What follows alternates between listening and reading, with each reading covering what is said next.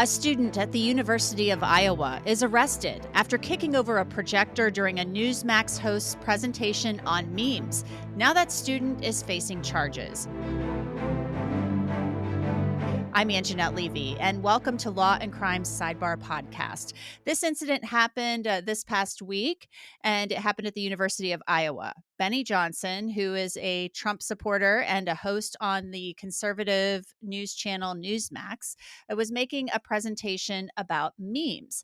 And one of the students in the audience believed this was a racist meme. So let's go ahead and take a look at the offending meme, and we'll talk about it afterwards. Look at my face! Oh my God, I love it! El grito ranchero es lo más mexicano, más que lo.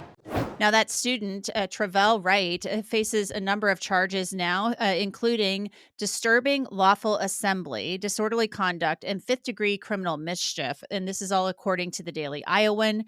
In a statement, the University of Iowa told the Daily Iowan that registered student organizations and their activities are protected by the First Amendment to the Constitution of the United States, as we all know. So the University of Iowa is not making any apologies for allowing Benny Johnson to speak on campus. And this has been a big issue on college campuses across the country. Conservative leaning people show up, and then some people get upset. So joining me to talk about this is Aidan McLaughlin. He is the editor-in-chief at Mediaite, and Katherine Lizardo, who is a plaintiff's attorney and a big friend of Sidebar and mine. So welcome to both of you. Thanks for coming on. Thanks for having us. me. So, Aidan, I want to start with you on this because Benny Johnson, I kind of know that name. This is not somebody that stands out to me as a big figure in the conservative movement. So tell me a little bit about Benny Johnson. Who is he? Why does anybody care about what he has to say, et cetera? Benny Johnson actually kind of has a fascinating career. He started out in the early 2010s as a writer, blogger for BuzzFeed, and became pretty famous. I think people that were on the internet back then probably know him as BuzzFeed Benny. He was one of the most highly trafficked writers on BuzzFeed, and it was mostly because he would do these listicles that were pretty, clickbaity, not very, sharp. But they would often touch on politics, and he became enormously popular as a result. Then in 2014, he got accused of plagiarism, and BuzzFeed did an investigation. They found countless cases of plagiarism where he had just straight up copied other people's work, and he was fired. And he eventually landed at a conservative publication called IJR, and since then has drifted further and further to the right. Really, when the ascent of Trump happened, he latched onto Trump. Trump is a little bit more meme friendly than I'd say any other political person or politician is. So Benny Johnson really fell into that, became a ardent Trump supporter, and now hosts a show on Newsmax and works with Turning Point USA, which is a conservative activist group, a very pro-Trump activist group. And it focuses on young people. That's my, I know I interviewed Charlie Kirk years ago, and they focus on young people and getting young people focused on or interested in conservative politics, right? Right. So they have big presences on college campuses, and they're constantly going around doing college campus tours. I interacted with them at CPAC, the Conservative Political Action Conference, and their goal is really to get young kids interested in conservative politics. And Benny Johnson, who has this, career that is basically all about the internet and about memes, has been going around to college campuses, giving lectures and speeches about how to use memes in politics. And that's what he was doing at University of Iowa. So, Katherine, I want to get your take on this because as a lawyer, we've talked about First Amendment issues before together, especially on Sidebar. And I want to get your take on this because the meme, I can see how some people would find it to be offensive. I can see how other people may not find it to be offensive. But anyway, any way you kind of look at this, it's still speech, okay? It's a part of speech. It's an expression, which is protected under the First Amendment. Yes, that's right. And what's interesting here is, the First Amendment, as we know, protects the freedom of speech and also protects the freedom of assembly because this this incident happened during an assembly of a conservative group at the University of Iowa. That's why the University of Iowa had to issue that statement that they also protect freedom of speech and freedom of assembly. What's going to be interesting is how memes now become the question as to what would be protected speech. And it's very fascinating. It's just natural evolution of the law where the Supreme Court has said before they only had to figure out, hey, there was a Supreme Court case where there's a shirt that had obscenity. Is that freedom of speech or not? But now we're moving to memes and other social media postings, right? Well, what's ironic about here is the reaction of the student somehow validated how that meme was actually very effective in provoking to younger audience, especially college students, that kind of emotional reaction to politics. I went to UCLA for college, and so I saw a lot of people always coming there and trying to influence the impressionable young minds. And I can see the concern in both fronts. And I can too. For his part, Benny Johnson released a statement on Twitter that said, in part, "We often say the left can't meme. Tonight we proved it." While giving a peaceful speech to the University of Iowa Turning Point USA chapter about memes, our presentation, we played a harmless meme of Kamala Harris welcoming a bus full of migrants set to tasteful mariachi music. This is when a low T leftist strung out on pure soy snapped into a violent rage. I watched dispassionately as the libs last drop of testosterone evaporated. And, he goes on from there.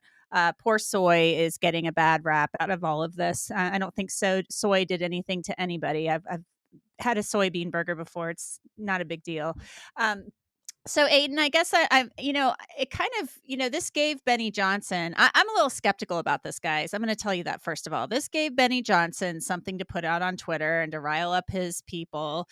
And, it gave him some material, and somebody just happened to be taping as this takes place. So I'm a little skeptical here. Aidan, your thoughts on that? I mean, because this gave Benny Johnson something to talk about on Twitter and to make his point and, you know, put it out there and stir up people who are on his side. Oh, I don't think anyone's enjoying this more than Benny Johnson right now. And that's because it has the dual effect of demonstrating that the left, as he claims, can't take a joke, and also drawing an enormous amount of attention to him and turning points.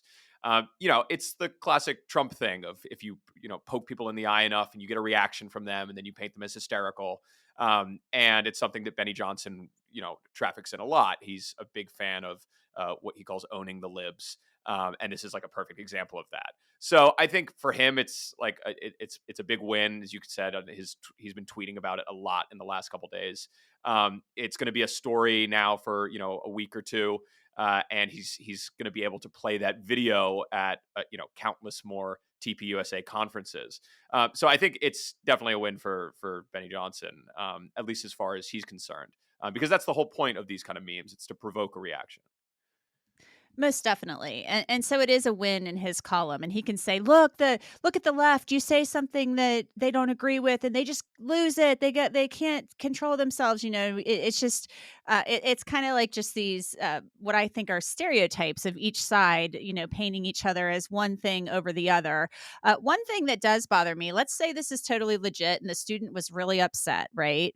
And he just really was like, I'm sitting here watching this. I'm outraged. I mean, if he was so outraged, I would think he wouldn't have gone in the first place. But let's say he totally was outraged by what he saw, went up there, reacted, did what he did. My issue with this, and I'll bring this up, is that I was at an event at a university with Lara Logan last year. And she and I were on a panel together along with a newspaper columnist. And some of the students were really upset that the school invited her. They didn't want to hear from her. However, they showed up with posters to protest, and one of the students who was offended by her stood up and pushed back on her ideas. So he came and he watched and questioned her and really pushed back on what she had to say. Katherine, as somebody who, I work in journalism. Free speech is what we do. So that's, to me, the more effective way to handle this. Pushing back on somebody you don't agree with and having that discourse. I agree. And, as a lawyer too, I have to be open on both sides. And when I'm representing a client, let's say that that has a different point of view than majority of people, I have the right to defend them. And so when I say things in support of them, other people obviously get offended by that. So it's more effective to have a dialogue, or even, I know sometimes it becomes emotional and aggressive dialogue, but the problem with this student is he actually physically assaulted, I know, a projector, but it can also, but it's an act of violence. Physically assaulted a projector. Yeah. But it's I remember that as part of Benny's meme as well, and some things that he's saying. That's why it's stuck in my mind. But it's still an act of violence, and you're not allowed to do that. Just, and I actually read, and I can't confirm this, but supposedly the student has done similar acts of aggression against that organization of that school, where he would go up to the table and do the same thing. So he has very strong opinions about this. Again, I'm not sure if that's true. In terms of him doing that to that same organization. But my point is, there's a much more effective way to show that you don't agree to that kind of message. But I can see how, we're talking about young folks here with high level of emotions and hormones. Yeah, so it may not have been totally spontaneous, but as you mentioned, Aidan, Benny Johnson, loving it. Yeah, that's right. And I think I agree, like that there are way better ways to deal with that. It's reacting in the way that the student did is not really effective. There's countless videos online that always go viral when someone gets up and confronts like a conservative activist like Ben Shapiro when he's speaking at a college campus, and that's always a more effective way to deal with something than to do a high kick of a projector. Yeah, I agree completely. Well, Aidan McLaughlin, editor-in-chief of Mediaite, and Katherine Lizardo, plaintiff's attorney, thanks to both of you for coming on. We appreciate it as always. Thanks for having us. And that's it for this edition of Law and Crime Sidebar podcast. It is produced by Michael Deininger and Sam Goldberg. Bobby Szoke is our YouTube manager. Alyssa Fisher handles our bookings, and Kiara Bronson does our social media. You can download and listen to Sidebar on Apple, Spotify, Google, and wherever else you get your podcasts. And of course, you can always watch it on Law and Crime's YouTube channel. I'm Angenette Levy, and we'll see you next time.